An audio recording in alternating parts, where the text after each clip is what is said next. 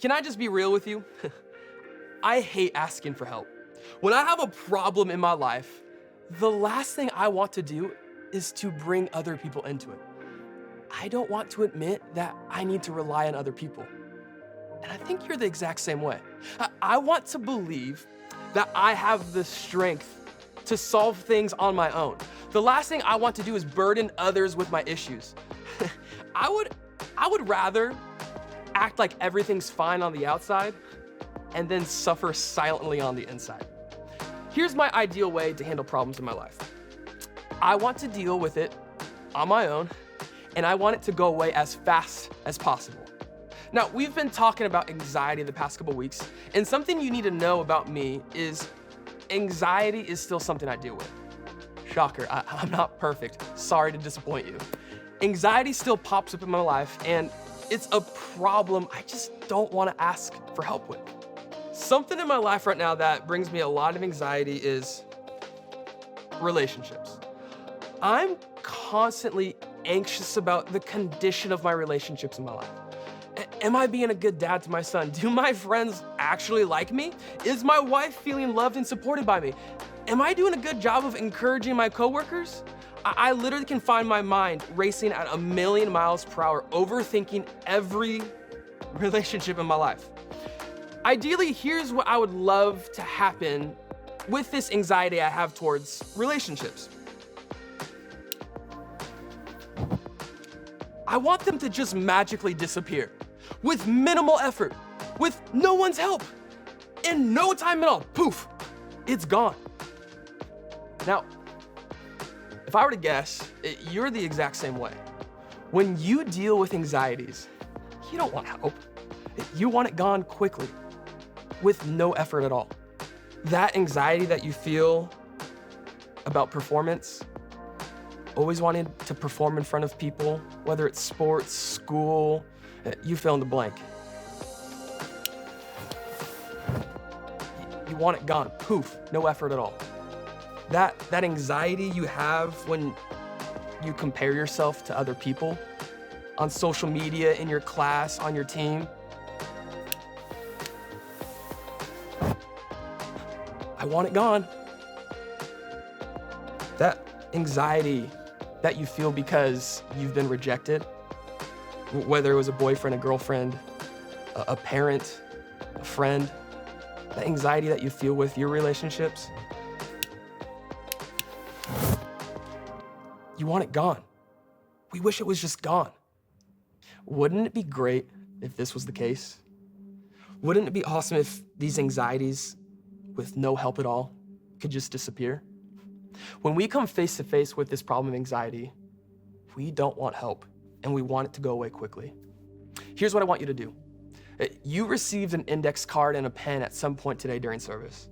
I want you to take a moment and on that index card, write down an anxiety that you're dealing with in your life right now. And as you're getting that card and pen ready and ready to write some things down, let's remain quiet. You don't need to talk to anyone during this activity. I want you to take an honest moment by yourself and write down something in your life that's bringing you an anxiety. Go ahead, take a moment, and write that down.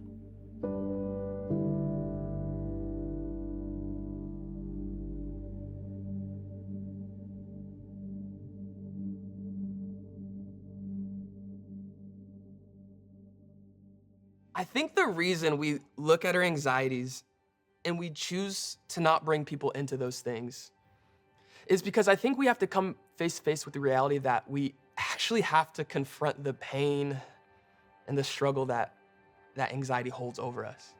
We realize that this problem, in fact, it can't just go away in a moment, and we actually have to be intentional with dealing with our anxiety.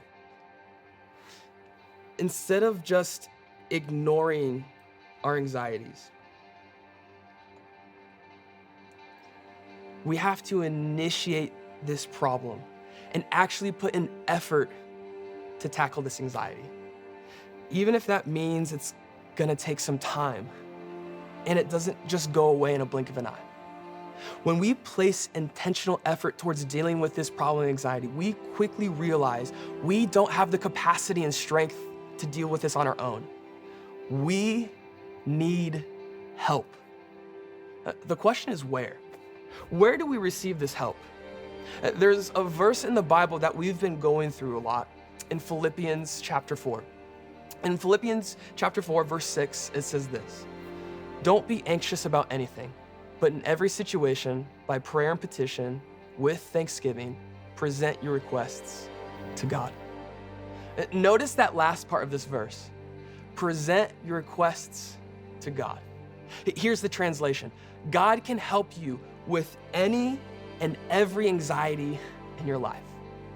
But that brings up another question.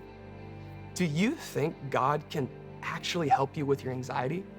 I know for me, sometimes I can convince myself that he's just too busy and he doesn't have time for Taylor.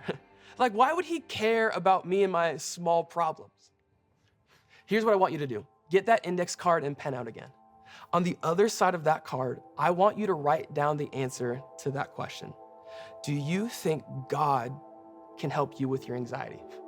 Why or why not? Again, I don't think you need to talk to anyone during this activity. I want you to have an honest moment with yourself and write down the answer to that question. Take a moment and write down a sentence or two if you think God can help you out.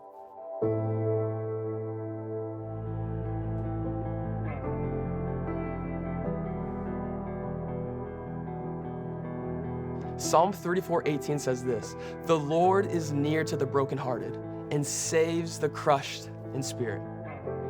I don't know what anxiety you wrote down on that card. And I don't even know if you believe God can help you with that problem. But here's what I know for myself. In the midst of my anxiety, even when I think God can't help me out, God promises that He's near to me and can save me from the struggle of my anxiety. And I need you to trust me when I say this.